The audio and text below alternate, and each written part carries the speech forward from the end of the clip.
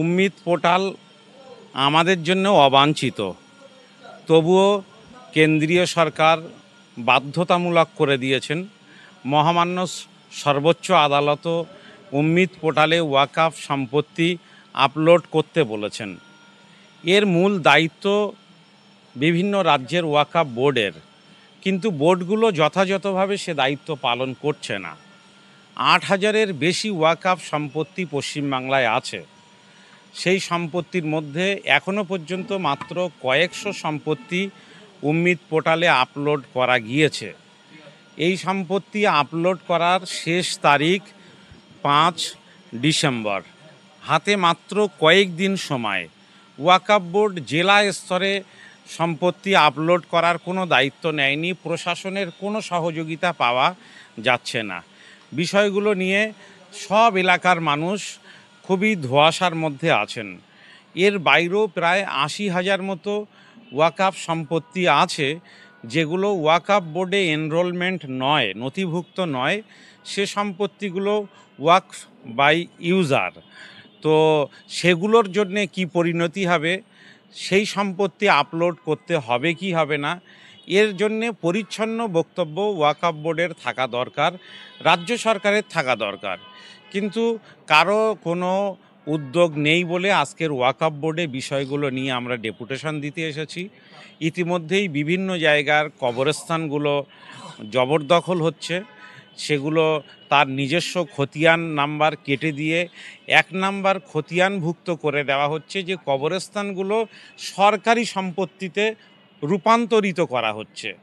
তো এর বিরুদ্ধেও জোরালো প্রতিবাদ করার জন্য আজকের আসা হয়েছে। আমরা পুজোর ছুটির আগেই আসতে চেয়েছিলাম, ওয়াকফ বোর্ড বলেছিলেন পুজোর ছুটির পরে আসার জন্যে। আমরা মেল করেছি, লালবাজারকে জানিয়েছি, স্থানীয় থানা আমরা বউবাজার থানাকে জানিয়েছি, বোর্ডের চেয়ারম্যানকে জানিয়েছি, আজকের এসেছি। কিন্তু তারপরেও বলছেন যে আপনাদের বসতে হবে, তারপরে আমরা আপনাদের কথা শুনব।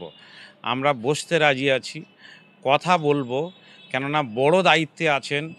এই দায়িত্ব কিভাবে বোর্ড পালন করছেন, না শুধুমাত্র এ ফাইল এ টেবিলের ফাইল ওই টেবিল, আর ওই টেবিলের ফাইল ওই টেবিল, এভাবে করছেন কেন? রাজ্যের মানুষ ওয়াকফ বোর্ডের কাছ থেকে যথাযথ পরিষেবা পাচ্ছেন না কেন? রাজ্যের মানুষ মসজিদ, মাদ্রাসা, কবরস্থান, ওয়াকফ সম্পত্তি সুরক্ষার জন্য এতটা হেনস্থার শিকার হচ্ছেন?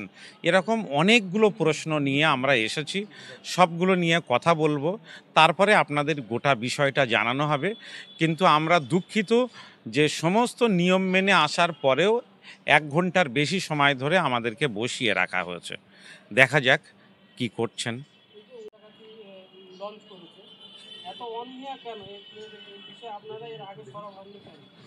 আমরা প্রথম থেকেই বলেছি, আমরা সর্বোচ্চ আদালতের দ্বারস্থ হয়েছি।